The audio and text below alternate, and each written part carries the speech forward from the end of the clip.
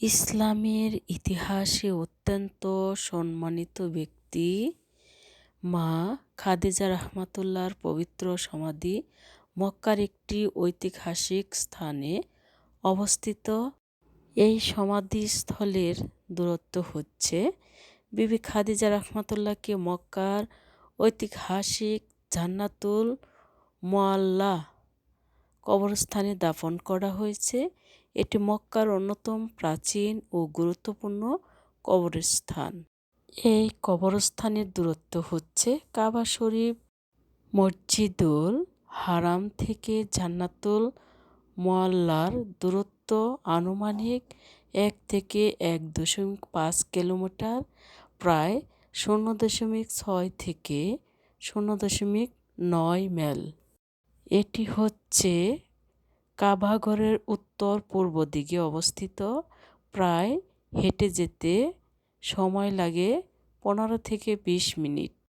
মসজিদুল হারামে মারওয়া পাহাড়ের দিকের গেট দিয়ে বের হতে হবে।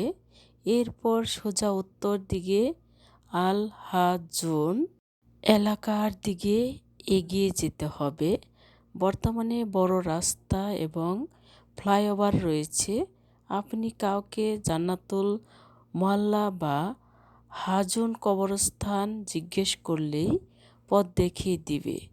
পুরুষ মানুষ গেট দিয়ে ভিতরে ঢুকে কবরগুলো দেখতে পারে, কিন্তু মেয়েদের সরাসরি যেতে দেয় না, যেতে পারে না। বাহিরে থেকে যেটুকু পেরেছি ছবি তোলার চেষ্টা করেছি ইনশাল্লাহ।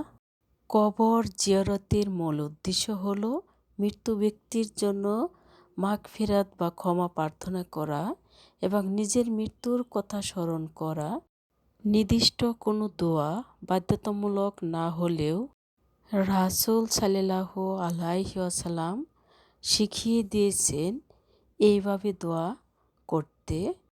দোয়াটি আমি মুখে বললাম না, স্ক্রিনে লিখে দেব ইনশাল্লাহ। এর অর্থ হলো, হে মুমিন ও মুসলিম গৃহবাসীরা, কবরবাসী আপনাদের উপর শান্তি বর্ষিত হোক। ইনশাল্লাহ আমরাও আপনাদের সাথে মিলিত হব।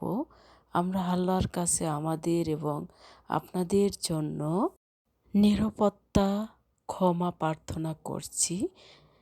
কবরের দিকে মুখ করে নয়, বরং কেবলার দিকে মুখ করে দোয়া করা উত্তম। তবে সালাম দেওয়ার সময় কবরের দিকে মুখ করে দাঁড়ানো যায়। আপনি আপনার নিজের ভাষায় বিবি খাদিজা রাহমাতুল্লাহ এবং সকল মুসলমানের জন্য দোয়া করতে পারেন, যেমন, হে আল্লাহ, আপনি ইসলাম ও রাসূল সাল্লাল্লাহু আলাইহি ওয়াসাল্লামের প্রতি বিবি খাদিজা অবদান কবুল করুন এবং তাকে জান্নাতুল ফেরদাউসের উচ্চ মাকাম দান করুন। কবরের সিজদা করা, চাদর চড়ানো বা কবরের কাছে কোনো মান্যত করা ইসলামে নিষিদ্ধ। ভক্তি ভরে সেখানে গিয়ে কেবল আল্লাহর কাছে দোয়া করবেন। বর্তমানে নিরাপত্তার কারণে জান্নাতুল মুআল্লার ভেতরে সবসময় প্রবেশের অনুমতি থাকে না, তবে আপনি দেওয়ালের বাহিরে দাঁড়িয়েও জিয়ারত ও সালাম পেশ করতে পারেন।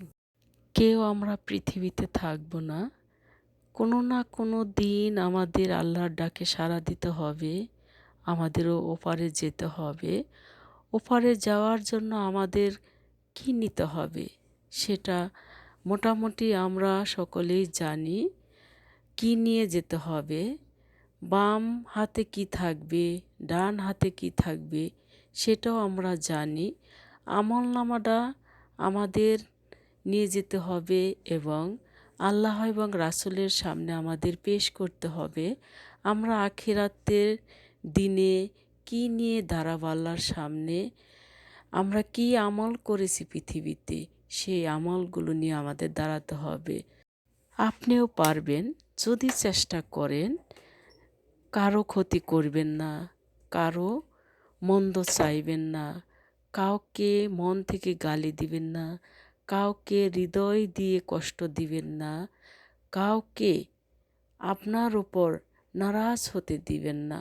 আল্লাহ তাআলা দুনিয়াতে ওলি আউলিয়া প্রেরণ করেছেন, তারা কিন্তু 5 ওয়াক্ত নামাজ আদায় করেছেন, সালাত আদায় করেছেন, আল্লাহর হুকুম মেনেছেন, রাসূলের আদেশ মেনেছেন।